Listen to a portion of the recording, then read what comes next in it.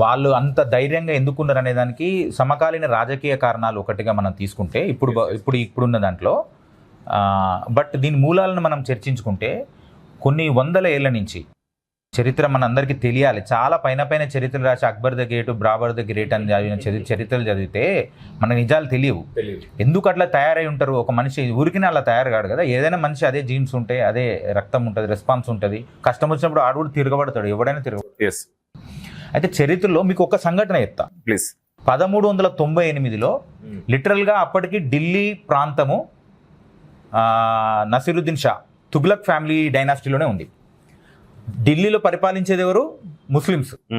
1398లో 1398 September ఆ ప్రాంతంలో టర్కిస్తాన్ నుంచి తైమూర్ అనే ఒక రాజు బయలుదేరిండు భారతదేశాన్ని దోచుకోవడానికి.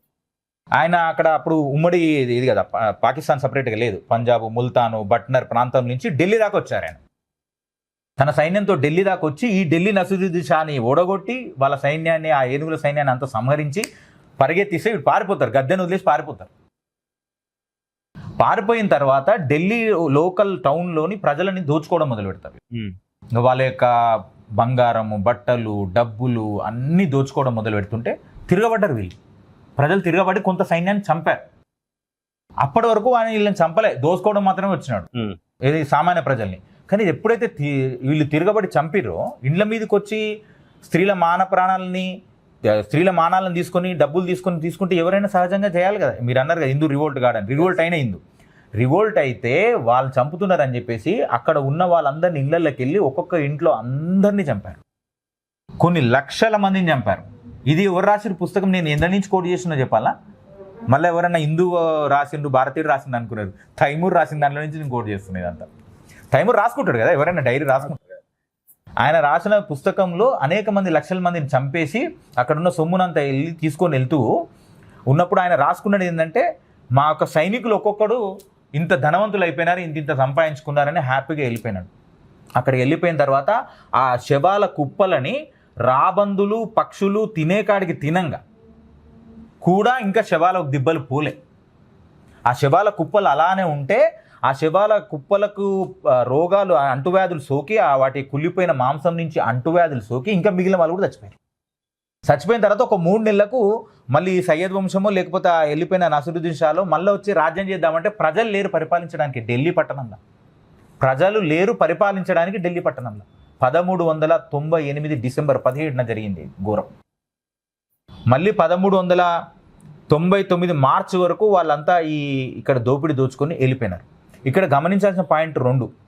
ఒకటి, ఈ తైమూర్ రాజు ఓడగొట్టింది మళ్ళీ ఎవరిని? ఇప్పుడు వాళ్ళన్నా నిమ్మలంగా ఉంటారా అంటే ముస్లిం సోదరుని మళ్ళీ గద్దె దింపిన ఎవరికి? వానికి పవర్ కావాలి. ఈయనకు వచ్చిన ఆయనకి తైమూర్ పవర్ కోసం కూడా రాలేదు, దోపిడీ కోసం వచ్చినాడు, దోసుకోవడానికి వచ్చినాడు. సో అదొక పాయింట్ చేసుకోవాలి. తర్వాత ఈ దిస్ మచ్ ఆఫ్ ట్రామా, ఒక ఎగ్జాంపుల్ నేను చెప్పినానండి. 750 సంవత్సరం నుంచి లెక్క పెట్టు, ఇంకా అంత ముందు కూడా ఉండవచ్చు.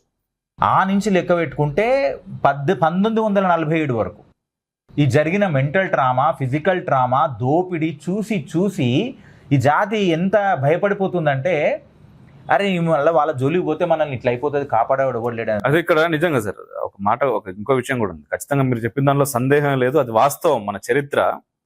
కానీ అన్ని వందల సంవత్సరాలు మన పైన దోపిడీ జరిగిన, అంతకు మించినటువంటి అరాచకాలు జరిగిన సనాతన ధర్మం ఇప్పటికీ నిలబడి ఉన్నది అంటే ఇక్కడ క్షాత్ర ధర్మంతో నిలబడినటువంటి వీరులు ఎంతో మంది ఉన్నారు.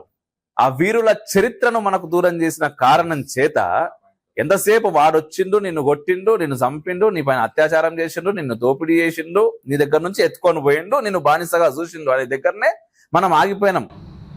కానీ అసలైనటువంటి చరిత్రను మనకు తెలిపే ప్రయత్నం ఏ ఒక్కడు చేయలేదు. కాబట్టి ఏమైంది అంటే రోజుకు చివరికి పుట్టుకతోనే మనం జన్యుపరంగా కూడా పిరికోళ్ళ లెక్క పుడుతున్నాం. మనం పుట్టుక నుంచే వానితోటి నీకెందుకు, వీనితోటి నీకెందుకు అని పక్కోడు కూడా చెప్పాల్సిన అవసరం లేదు, మనకే భావన. Please sir, please continue. అయితే ఇప్పుడు బార్డర్స్ లో టెంపుల్స్ ఉండేవి. అంటే మనకు సోమనాథ్ మందిర్ దగ్గర కానీ, లేకపోతే ఇక్కడ మన బంగాళాఖాతం దగ్గర నుంచి కానీ ఎంట్రీ పాయింట్స్ లో నీళ్ళ దగ్గర కొన్ని టెంపుల్స్ ఉండేవి. అక్కడ ఏంటంటే దేవుడి యొక్క విగ్రహం గాల్లోనే ఉండేది, ఎటువంటి ఆధారం లేకుండా గాల్లో ఉండేది. సోమనాథ దేవాలయంలో. అంటే దీని వెనుక లాజిక్ తెలుసా? అంటే మీరు అన్నట్టు క్షాత్రము దానికి సంబంధించింది ఎంత చూపించారు, ఎంత డిఫెండ్ చేశారంటే అక్కడ పెద్ద పెద్ద మ్యాగ్నెట్స్ గోడల్లో పెడుతుంటారు. దీని యొక్క బరువు ఏదైతే లోహంతో తయారు చేసి ఇనుముతోటి విగ్రహాన్ని, దానికి కరస్పాండింగ్ మ్యాగ్నెట్స్ అంత వెయిట్ తోటి దీన్ని లిఫ్ట్ చేసేటువంటి మ్యాగ్నెట్స్ 4 గోడల్లో పెడితే ఈ నావ ద్వారా వచ్చేవాళ్ళు, పడవ ద్వారా వచ్చే పరాయి దేశస్తులు ఎవరైనా ఉంటే దోచుకోవడానికి వాళ్ళ యొక్క నార్త్ సౌత్ మ్యాగ్నెట్ దిక్సూచి అనేది వేరే డైరెక్షన్కి అలైన్ అయిపోయి ప్రాపర్గా రూట్ చూపించక ఇక్కడ చేరుకునే వాళ్ళు కాదు. చూడండి ఎంత ప్రికాషన్స్ తీసుకున్నారు. In spite of that this hall happened. అంటే ఇది కేవలం మీరు అన్నట్టు క్షాత్రం లేని రాజుల వల్ల కేవలం జరిగింది కాదు అది. In spite of our best efforts, best science, best technology, best human power చూపించినాక కూడా జరిగింది. అయితే అన్నిటికీ మించి మనకి ఏముందంటే నిజంగా ఇవన్నీ మన దగ్గర ఉన్నాయి, కానీ వీటన్నిటికీ మించినటువంటి ఆ దయార్ద్ర హృదయము, కరుణ అనేటటువంటిది మన ధర్మంలో ఎప్పటి నుంచో ఉన్నది. అరే బతకనిద్దాము అనేటటువంటి భావన ఏదైతే ఉందో మన దగ్గర, అంటే ఫస్ట్ మీరు అన్నారు కదా బలవంతునికి శాంతి గురించి మాట్లాడేటటువంటి హక్కు ఉంటది అని. అంతటి బలవంతులు మన వాళ్ళు కాబట్టి శాంతి గురించి మాట్లాడారు. శాంతి గురించే కాదు, పోరా బతుకు అనే దగ్గర మొదలైన కార్యక్రమం ఇదంతా. ఈ రోజుకు కూడా అదే జరుగుతుంది. సో అట్లా టెంపుల్స్ డిజైన్ చేసిన దాంట్లో కూడా అట్లా సైంటిఫిక్ గా వాళ్ళని రాకుండా చేయడానికి అడ్డుకున్నారు. తర్వాత అనేక మంది పోరాటాలు చేసినారు, ఫైట్స్ చేసినారు. అవన్నీ చేసినా కూడా ఇన్స్పైట్ ఆఫ్ దిస్ హ్యాపెండ్. అంటే ఇది ఒక రోజు జరుగుంటే మనం ఒక యుద్ధాన్ని గెలిచేవాళ్ళం. ఇది ఎందుకు వస్తుందంటే అక్కడ ఈ మిడిల్ ఈస్ట్ ఏషియాలో అక్కడంతా వాటర్ సోర్స్ ఉండదు, వ్యవసాయ ఆధారితంగా సంపద దొరికే అవకాశం లేదు. కాబట్టి ఊరు పచ్చగా ఉంటే ఎట్లయితే ఉంటుందో భారతదేశం అట్లా సింధు నది దగ్గర నుంచి కానీ, గంగా నది దగ్గర నుంచి కానీ, ఇటు తమిళనాడులో కానీ ఇదంతా కూడా పూర్తిగా సుభిక్షంగా ఉండే. అంటే మనకి వాస్కోడిగామా మనం మాట్లాడుకున్నట్టు వాస్కోడిగామా కనిపెట్టిండని చెప్తారు కదా, అంతకు ముందే మనకు దిక్సూచిని ఒకవేళ వాటర్లో కనుక మనము పెట్టుకొని పోతే మ్యాగ్నెట్ తప్పుగా చూపిస్తుంది అంటే నూనెలో పెట్టుకొని పోయి ఆ వాటర్ షేక్ అయినప్పుడు, అంటే తుఫాన్లు వాటిలో వచ్చినప్పుడు ఆ వాటర్ వచ్చి పడి నీకు డైరెక్షన్ తప్పు చూపించకుండా ఉండేది కూడా మన దగ్గర ఉన్నది. అంతకుముందు మనం మిరియాలు, సుగంధ ద్రవ్యాలు ఎగుమతి చేసి గోల్డ్ కాయిన్స్ మాత్రమే దిగుమతి చేసుకునే వాళ్ళం. వాళ్ళ దగ్గర నుంచి ఉన్న గోల్డ్ అంతా కూడా మనం ఇక్కట్టా చేసేటోళ్ళం. అంత గొప్ప సాంస్కృతిక వైభవం ఉన్నప్పుడు పచ్చగా బతుకుతున్న మీద ఎవడైనా కడుపుకాల నుండి ఎప్పటికైనా తిరుగుబాటు చేస్తాడు. దాంట్లో నుంచే వాళ్ళు అక్కడ యానిమల్ బలిలో కూడా హలాల్ దాంట్లో కూడా అక్కడ సైంటిఫిక్గా ఏంటంటే హలాల్ ఇచ్చినప్పుడు ఏమంటే జీవిని ఒక రకమైన స్ట్రెస్కి గురి చేస్తారు.